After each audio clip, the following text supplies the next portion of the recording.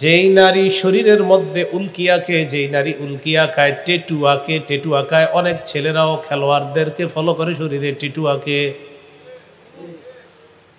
নবী বলেন ওই নারীদের উপর আল্লাহ রসুলের অভিশাপ। ইবনে মাসউদ বলেন ওই নারীদের উপর আল্লাহ রসুলের অভিশাপ। ওয়াল মুতানাম্মিসাত, যেই নারী ভুরু উঠায়, ভুরু প্লাক করে। ভুরু আল্লাহ যেমন দিয়েছেন এইগুলার পরিবর্তে ভুরুর চুল উঠায়, যে উঠায়, ঝাপটা উঠায়, ওই নারী উভয়ের উপর আল্লাহর অভিশাপ। বিউটি পার্লারের নাম শুনছেন নি? সেখানে গিয়ে ভুরু উঠায়। ওয়াল মুতাফাল্লিজাতি লিল হুসনি আল মুতাগায়্যিরাতি খালকাল্লাহ, দাঁত ফাঁকা করে সৌন্দর্য বাড়ানোর জন্য আল্লাহর সৃষ্টির পরিবর্তন করে, ওই নারীর উপর আল্লাহর অভিশাপ। নাউজুবিল্লাহ। ইবলিস কয় আমি মানুষকে হুকুম করব মানুষ যেন আল্লাহর সৃষ্টি পরিবর্তন করে দেয়। আমি যা দিছি এটা রাখবে না, এটার পরিবর্তন করে আল্লাহর সৃষ্টি পরিবর্তন করে দিবে। ইবলিস কয় এটা আমার হুকুমে হবে, আমি হুকুম করেই কাজ করব। আল্লাহ পাক রব্বুল আলামিন বলেন ইন্নাশ শাইতানা লাকুম আদুউন ফাত্তাখিযুহু আদুওয়া, নিশ্চয়ই শয়তান তোমাদের শত্রু, শয়তানকে তোমরা শত্রু রূপে গ্রহণ করো। ইবলিস আমাদেরকে ধ্বংস করার জন্য, আমাদেরকে জাহান্নামী বানানোর জন্য অনেকগুলা মিশন নিয়ে ইবলিস আমাদের পিছনে কাজ করে। এর মধ্যে প্রধান 14টি মিশন নিয়ে আপনাদের সামনে আলোচনা করব। ইবলিসের প্রধান 14টি মিশন।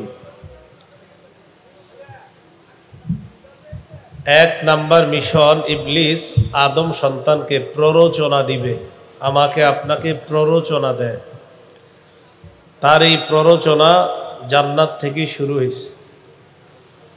সূরা আরাফের 20, 21, 22 নাম্বার আয়াতে আল্লাহ বলেন ফাওয়াসওয়াসা লাহুমা শাইতানু লিয়ুবদিয়া লাহুমা মা বুরিয়া আনহুমা মিন সাওআতিহিমা, ইবলিস তাদেরকে প্ররোচনা দিল আদম এবং হাওয়াকে, যেন আদম এবং হাওয়ার উভয়ের লজ্জাস্থান উভয়ের সামনে সে প্রকাশ করে দিতে পারে। যেই লজ্জাস্থান ঢেকে রাখার কথা, এটা যেন উভয়ের সামনে সে প্রকাশ করে দিতে পারে, এই জন্য তাদেরকে প্ররোচনা দিল। ওয়াকালা মা নাহাকুমা রাব্বুকুমা আন হাযিহিশ শাজারা ইল্লা আন তাকুনা মালাকাইনি আও তাকুনা মিনাল খালিদিন। ইবলিস আদম এবং হাওয়া তাদের উভয়কে বলল, তোমাদেরকে তোমাদের রব এই গাছের ফল ভক্ষণ করতে নিষেধ করেছেন এই কারণে যাতে তোমরা ফেরেশতা না হইতে পারো এবং যাতে তোমরা জান্নাতে চিরস্থায়ীভাবে বসবাস না করতে পারো। এই কারণে নাকি আল্লাহ নিষেধ করছে ফল খাইতে। ইবলিস এবার তাদেরকে বলল, তোমরা এই গাছের ফল খাও, এই গাছের ফল খাইলে তোমরা হয়তো ফেরেশতা হয়ে যাবে, না হয় জান্নাতে চিরস্থায়ী বসবাসকারী হয়ে যাবে। ওয়াকাসামাহুমা ইন্নী লাকুমা লামিনান নাসিহিন, ইবলিস শপথ কেটে বলল, আমি তোমাদের দুজনের হিতাকাঙ্ক্ষী, তোমরা আমাকে বিশ্বাস করতে পারো, আমি মিথ্যা বলছি না। তোমরা এই ফলটা খাও, খাইলে হয়তো ফেরেশতা হবে, না হয় চিরস্থায়ী বসবাসকারী হবে জান্নাত। ইবলিসের প্ররোচনা পুরোপুরি সফল। ফালাম্মা যাকাশ শাজারাতা বাদাত লাহুমা সাওআতুহুমা, আদম এবং হাওয়া তারা দুইজন যখন ওই ফল ভক্ষণ করলেন, ফালাম্মা যাকাশ শাজারাতা বাদাত লাহুমা সাওআতুহুমা ওয়া তাফিকা ইয়াখসিফানি আলাইহিমা মিন ওয়ারাকিল জান্নাহ, তারা দুইজন ওই ফল ভক্ষণ করলো। ফল ভক্ষণ করার কারণে তাদের উভয়ের লজ্জাস্থানের কাপড় সরে গেল, তাদের দুজনের লজ্জাস্থান দেখা গেল দুইজনের সামনে। ওয়াতাফিকা ইয়াখসিফানি আলাইহিমা মিন ওয়ারাকিল জান্নাহ। আদম এবং হাওয়া তারা উভয়ে জান্নাতের পাতা দিয়ে নিজেদেরকে ঢাকতে লাগলেন। তাহলে ইবলিস প্ররোচনায় পুরোপুরি সফল। এই প্ররোচনা এখনো দিয়ে যাচ্ছে। এটা তার 1 নাম্বার মিশন, আমাদেরকে জাহান্নামী বানানোর।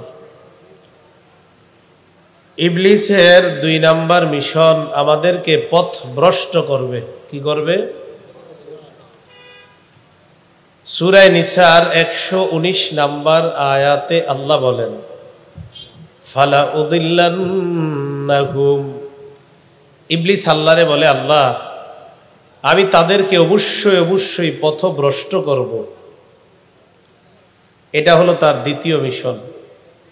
সূরা সদের 82 নাম্বার আয়াতে আল্লাহ বলে, ক্বালা ফাবিইজ্জাতিকা লাউগবিয়ান্নাহুম আজমাইন। ইবলিস আল্লাহকে বলে, আল্লাহ আপনার ইজ্জতের শপথ, আমি এই আদম সন্তানগুলাকে পথভ্রষ্ট করব। ইবলিসের 3 নাম্বার মিশন, ইবলিস আমাদেরকে মিথ্যা আশা দিবে। সূরা নিসার 119 নাম্বার আয়াতে আল্লাহ বলেন, ওয়ালা উমান্নিয়ান্নাহুম, আমি তাদেরকে মিথ্যা আশা দিব। 4 নাম্বার মিশন, ইবলিস মানুষকে এই হুকুম করবে, তোমরা আল্লাহর সৃষ্টি পরিবর্তন করে দাও। এটাও সূরা নিসার 119 নাম্বার আয়াতের শেষের দিকে আল্লাহ বলেন, ওয়ালা আমুরান্নাহুম ফালাইবাত্তিকুন্না আযানাল আনআম। আমি অবশ্যই অবশ্যই তাদেরকে হুকুম করব যেন তারা পশুর কান ছিদ্র করে। মানুষ এখন পশুর কান ছিদ্র কি? পুরুষ এখন পুরুষের কানও ছিদ্র করে। পুরুষের কান ছিদ্র করে না? ওয়ালা আমুরান্নাহুম ফালাইয়ুগাইয়িরুন্না খালকাল্লাহ। আমি মানুষকে হুকুম করব, মানুষ যেন আল্লাহর সৃষ্টির পরিবর্তন করে দেয়।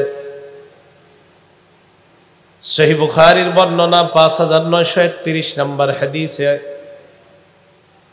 আব্দুল্লাহ ইবনে মাসউদ রাদিয়াল্লাহু তাআলা আনহুর বর্ণনা, লাআনাল্লাহুল ওয়াশিমাতুল